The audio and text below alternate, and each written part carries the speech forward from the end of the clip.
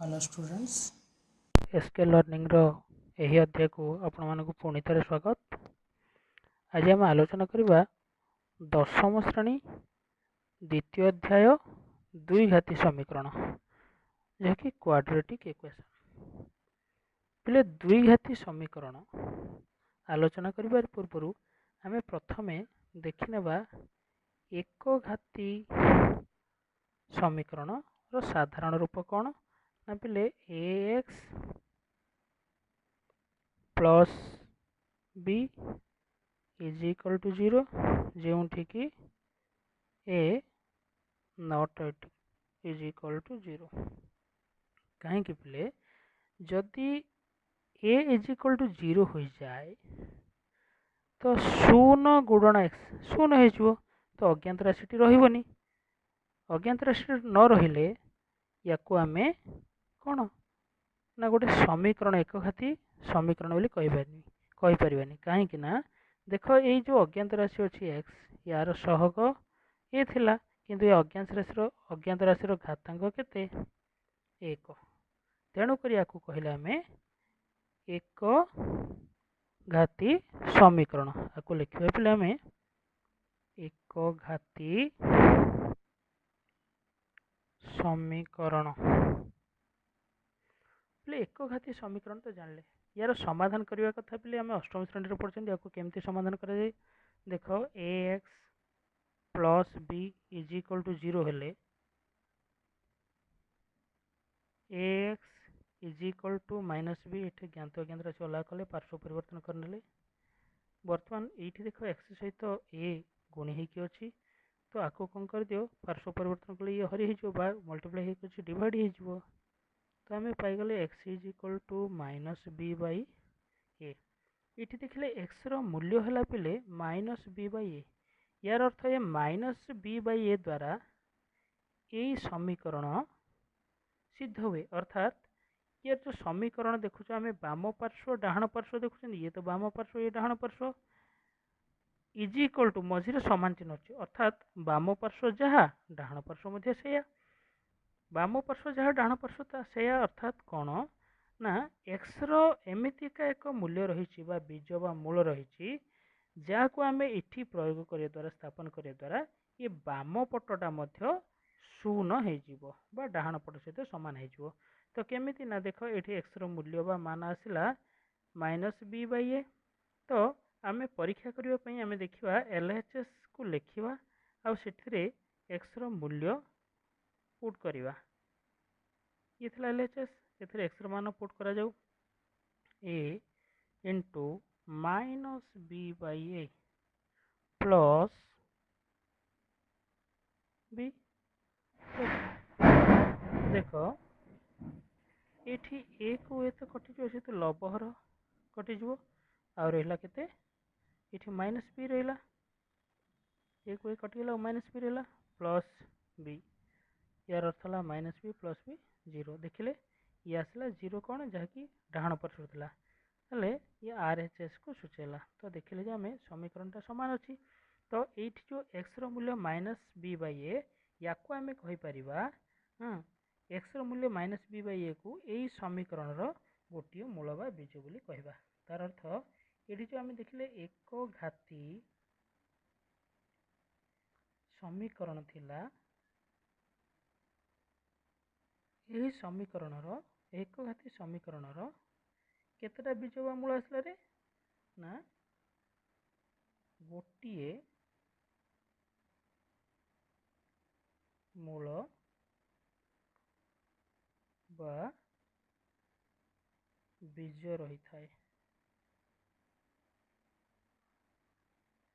ठीक से ये गोटे मूल बा बीज रहा द्विघाती समीकरण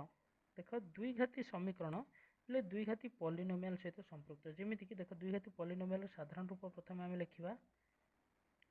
जहाँकि नवम श्रेणी आम पढ़ी पे कौन A X square plus B X plus C जो ए नॉट इक्वल टू 0 होता है ये थिला पे द्विघाती पॉलिनोमियल द्विघाती पॉलिनोमियल एठारे पिले ए बी यथाक्रमे एक्स स्क्वायर और एक्स रो सहग एवं ये जो सी रहा सी एक ध्रुवक राशि। अच्छा, जेहेतु ये पिले देख द्विघाती समीकरण सॉरी द्विघाती पॉलिनोमियल जेहेतु ये देखिले आम जो अज्ञात राशि मान अच्छा एक्स एक्स अच्छी यार तो घात 1 यार घात 2 देखिले जे जो पॉलिनोमियल रो अज्ञात राशि सर्वोच्च घात बा सर्वाधिक घात थाए से सर्वाधिक घातांक को नहीं पॉलिनोमियल रा नामकरण होता है तो आपको कहले द्विघाती पॉलिनोमियल। ठीक से परि ये पॉलिनोमियल रू आमे पाइबा द्विघाती समीकरण देखो द्विघाती समीकरण पे साधारण रूप देख A X square plus B X plus C is equal to 0 जो कि ए नॉट इक्वल टू 0 ये थिला पे द्विघाती समीकरण द्विघाती समीकरण साधारण रूप पे द्विघाती समीकरण ये है। तो देख ये जो द्विघाती समीकरण कथा हम कहले देखिले जे ये जो अज्ञात राशि मान अच्छी ये अज्ञात राशि गोटे एक्स गोटे एक्स स्क्वायर प्रथम अज्ञात राशि एक्स सहग 1 ये जो अज्ञात राशि एक्स सहग 2 तो ये समीकरण नाम आम देले द्विघाती समीकरण। जदि द्विघाती समीकरण तो यार केतोटी मूल बा बीज रहिबो जेहेतु ये द्विघाती समीकरण सेहीपरि द्विघाती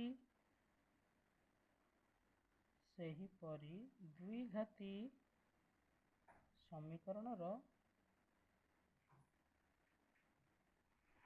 दुईटी बीजम गुण थाए दुईटी बीज बा मूल थाए। एहीपरि भावे देखा गले पिले त्रिघाती समीकरण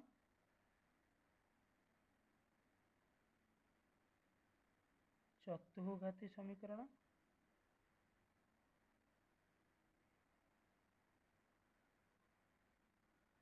चतुर्घाती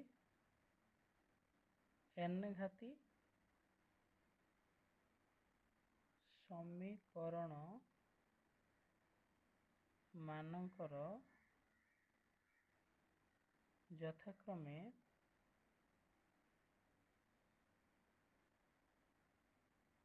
तीनोटी चारोटी एनटी मूल बा बीज थाए।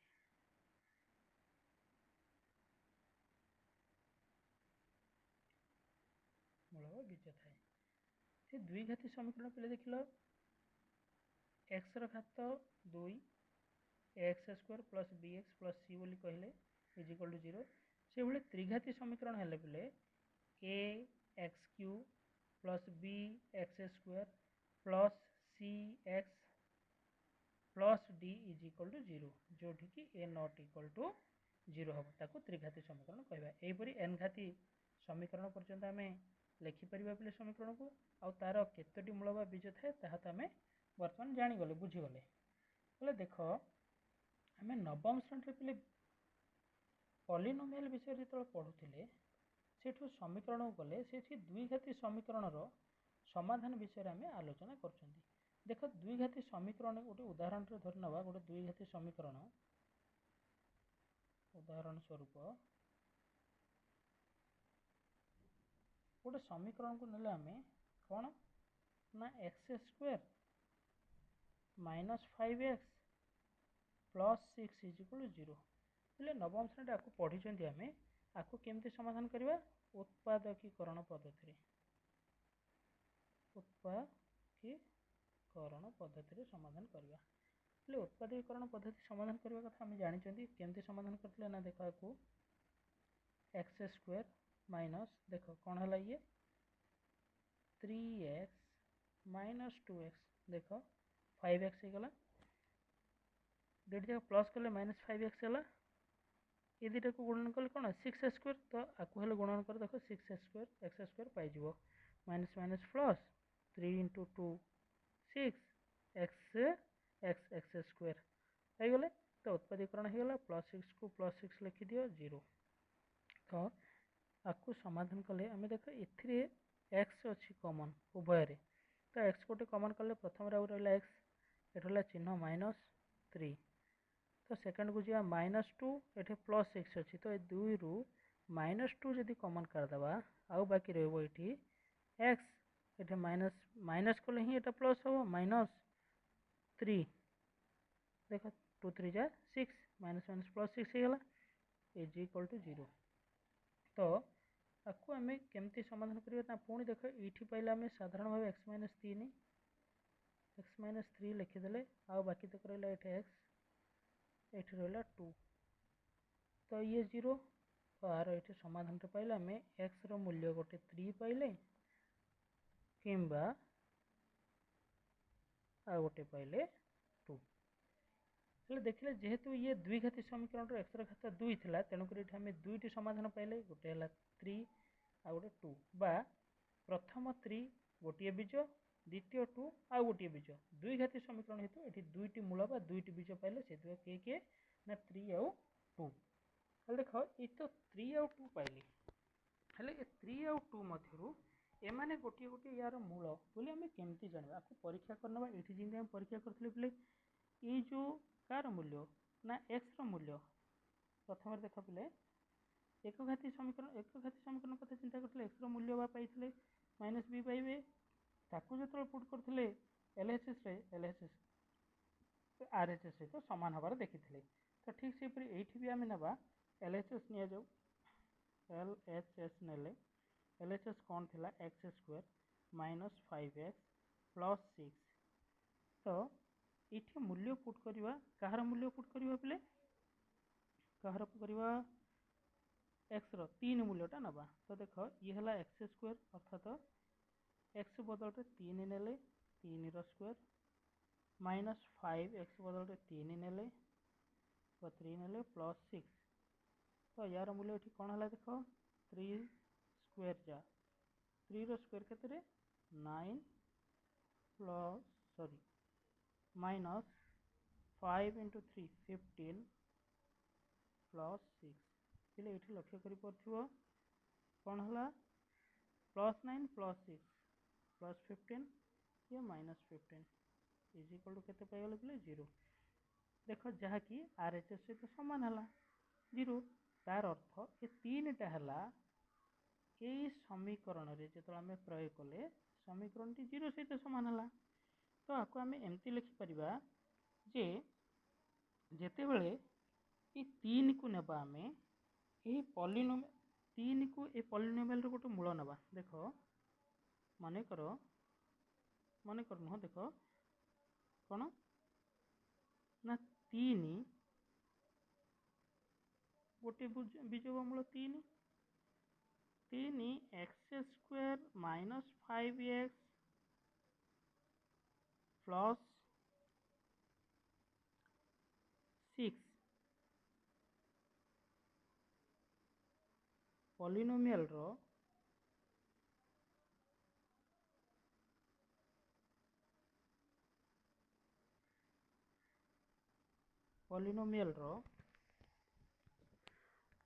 एक शून्य कारण x is equal to 3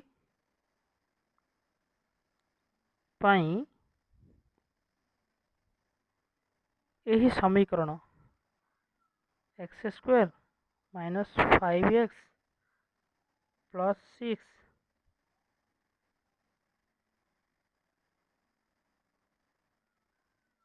is equal to 0 समीकरण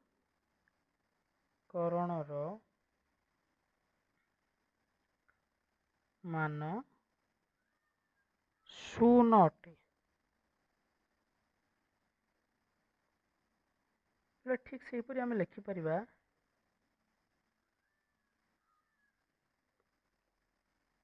सेहीपरि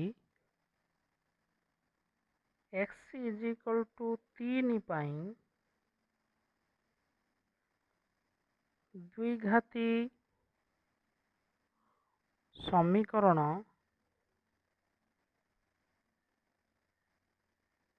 रो मान 0 हुए तेबे 3 को पॉलिनोमियल रो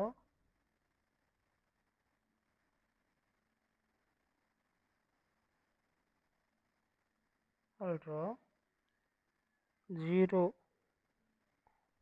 बा 0 कहा जाए।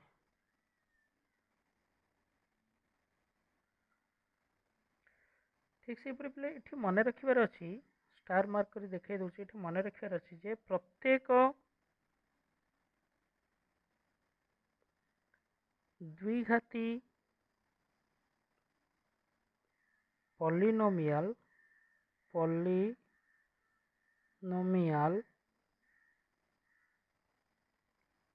एक द्विघाती समीकरण सह संपृक्त। उदाहरण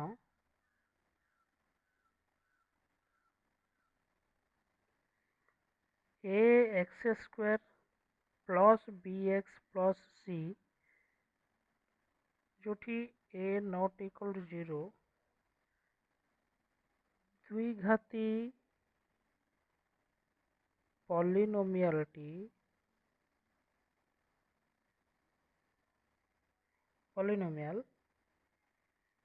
ए एक्स स्क्वायर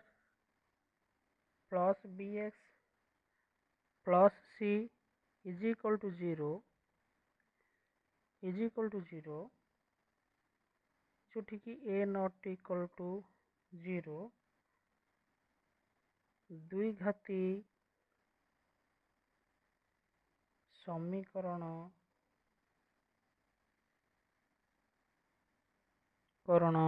सह संपृक्त। पिले को मन रखियो। आज तो बेसिक कॉन्सेप्ट ऊपर जानले परवर्ती क्लास रे द्विघाती समीकरण रो अन्य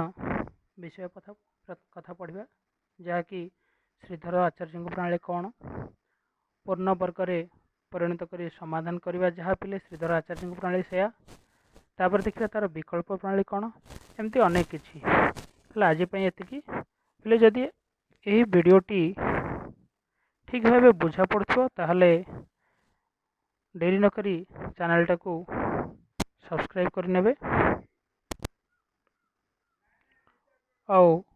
आगामी वीडियो तत्क्षणात पाइबापी आमर परवर्ती अपलोडेड वीडियो को तत्क्षणात पाइबापी साइड रे थिबा बेल आइकन टी को प्रेस करदेवे। धन्यवाद। आज ये रोच बाय बाय।